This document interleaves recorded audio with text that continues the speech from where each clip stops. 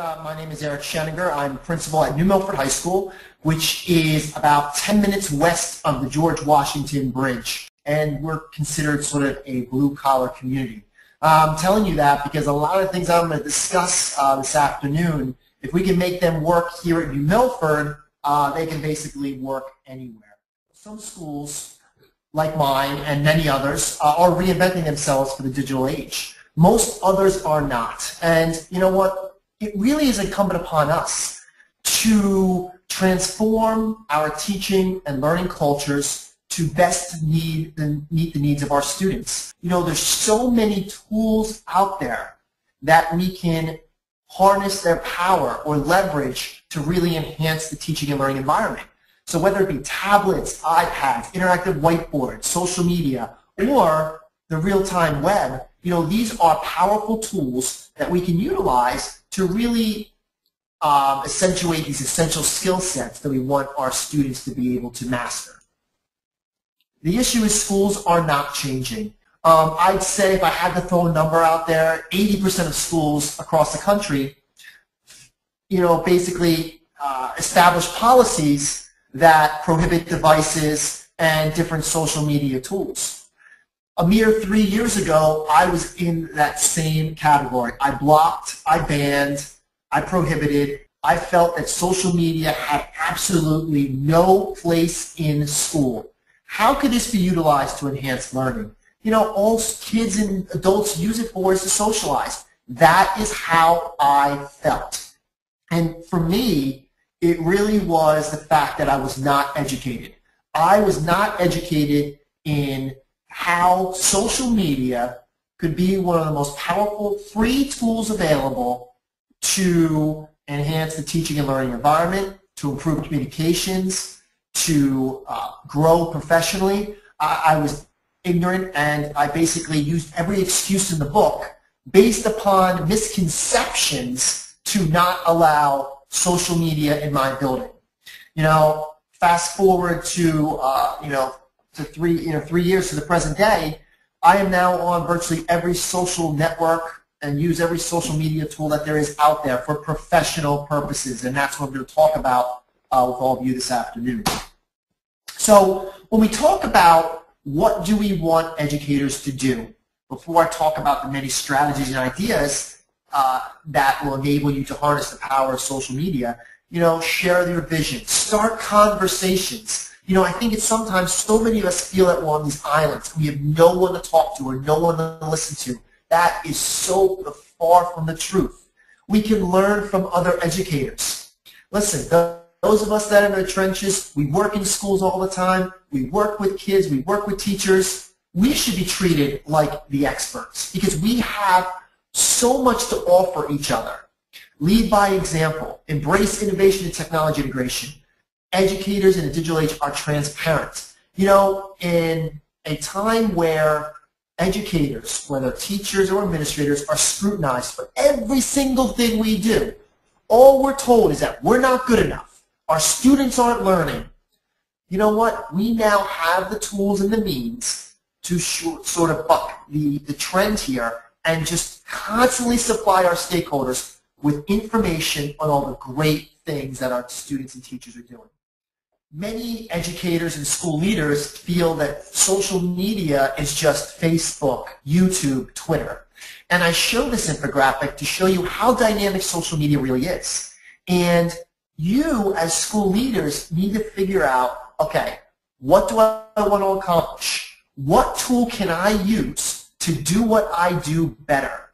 And I'll give you some examples of tools that I use, but please keep in mind, you know, there are tools, just like they say there's an app for that on the iPad, there is a tool out there for every single purpose or duty that we have as school leaders. So hopefully, for those of you that are not on social media, you will jump on the bandwagon. It is not too late. It will be too late tomorrow. It will be too late in 5 days, in a year. Because the point I'm here trying to make, social media is not going away. If anything, it's going to become more prevalent in the lives of our students, our teachers, and our communities. So I'm going to talk about 6 specific uses of social media. I routinely call them my 6 pillars of leadership 2.0. And I want you to look at that list.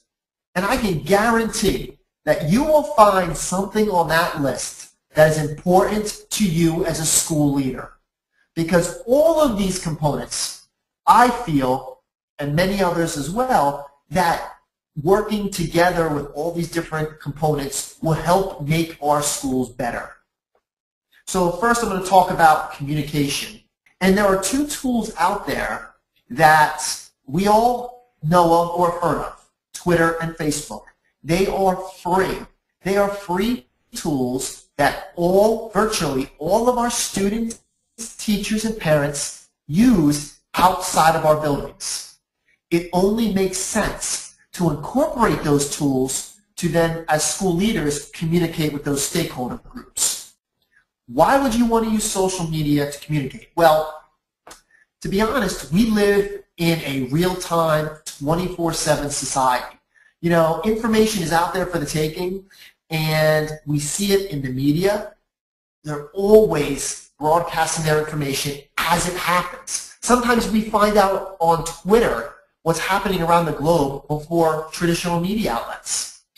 So since our stakeholders are conditioned to readily absorb and access real-time information, it seems like it's the smart thing to do to provide, avenues for them to access information in real time about our schools. This is an example of the Twitter page for New Milford High School. As you can see, we are the Knights. I have a link to our school website. But look at the information that I'm tweeting out.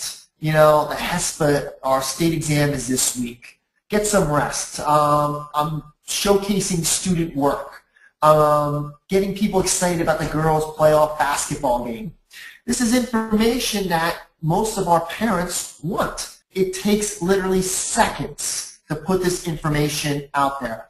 Now, I have a sort of a guideline form for my teachers not my teachers, for my parents, which explains what Twitter is, why we're going to use it, how they can sign up for it, and how they can configure their accounts to receive these messages as text messages on their cell phones.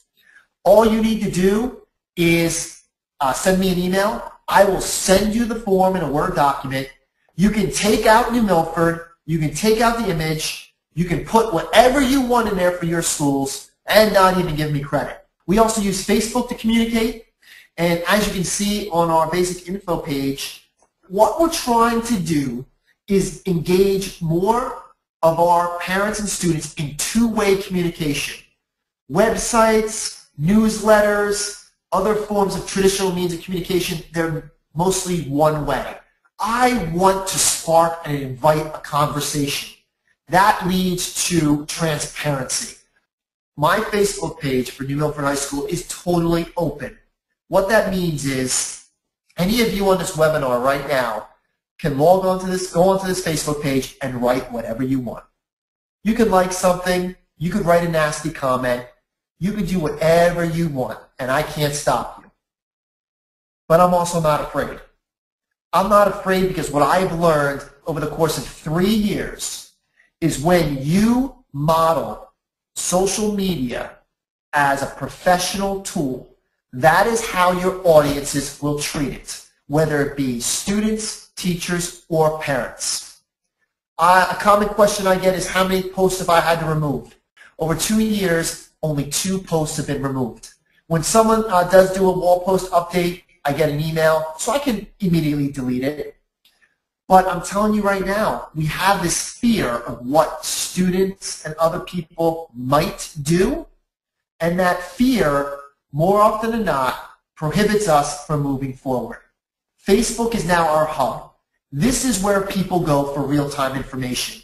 This is where I put links to get my parents to where I want them to be. And that usually is our static, stale website.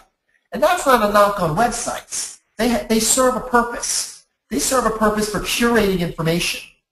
But if something exciting comes up, we put it on the page, if we want parents to get to our website, when you put it on Facebook, and this is where our parents are, it gets their attention. So my second pillar is public relations. And I think I'm imparting some very good advice here. Don't leave your public relations to chance. You know, it's incumbent upon us to tell our story, because here is a cold, hard fact. If we don't tell our stories, someone else will. And we all know what happens when someone else tells our story. It is not an accurate depiction of what goes on in our schools. It is not what we want out there in the media. And, you know, it's always usually focused around the negative. We now have the means and the tools to create our own public relations platform that is real-time, that is constantly positive, that will then bring all of the major media outlets to us instead of vice versa.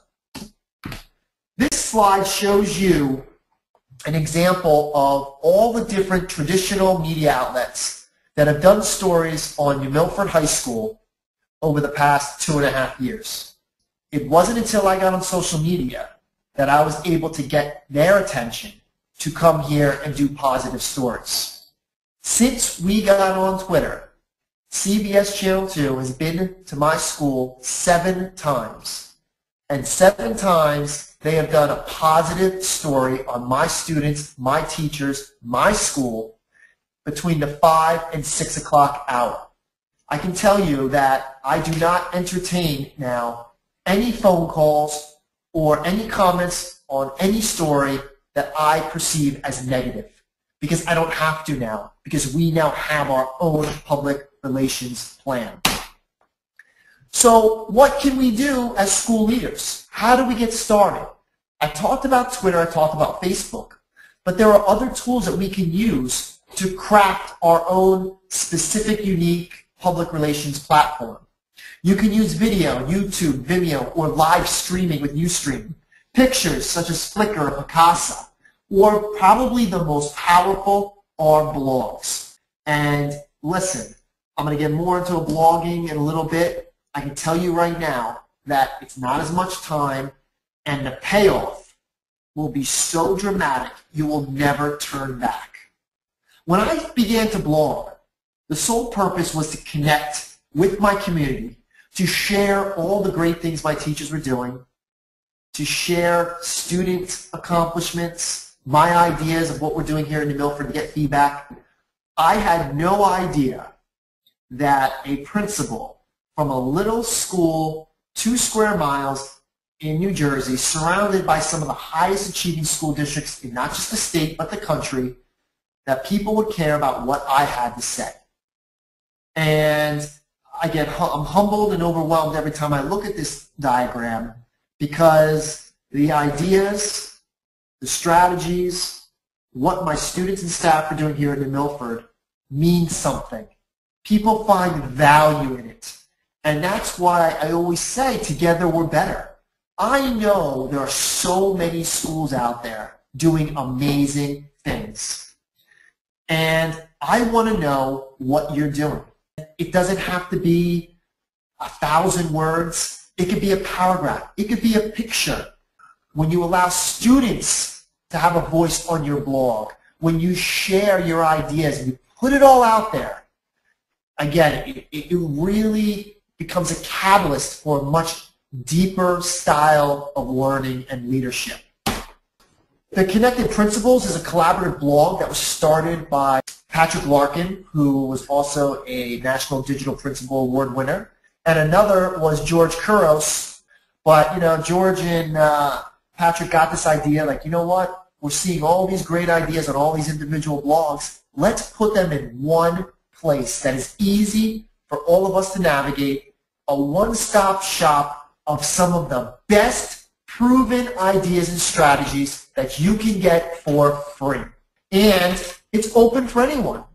We invite people from all over the world to add their ideas and thoughts.